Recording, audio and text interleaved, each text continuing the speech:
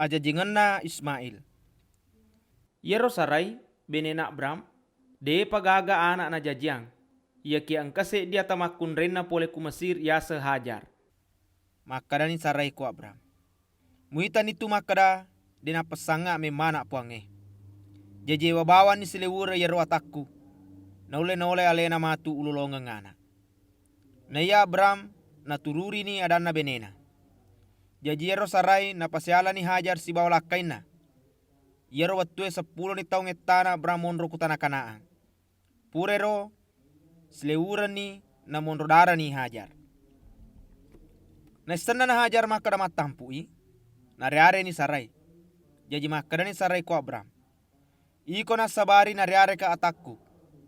Waleko biasa mewe selewureng na nesena na makada matampui na reare na. Tanna podo puange mancaji haki kuidi. Mapebali ni Abram ku sarai makada. Sitongan na yero tamu iko mato makelo keloriwi. Jaji pegau ni aga masenge madeceng. Makuniro na ipanrasa-rasa ni hajar ku sarai gangkan na lari. Purero ang kani malika na puange mapitanga lena ku hajar ku pada kasie ku sedena we bue ku lalenge jok kasur. Makadani hajar atana sarai. Pole tega ko na tega ko melo jokka. Mapibali ni makada. Lari ka pole kupuak ku sarai. Makada si malika na puange.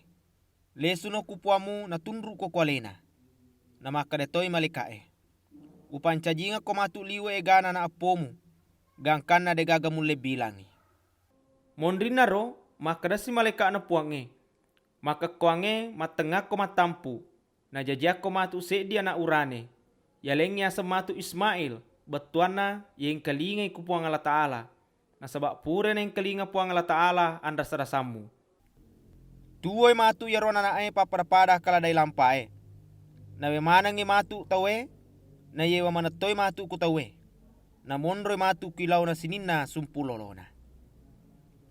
Na yaro hajar. Nalenni asap puange.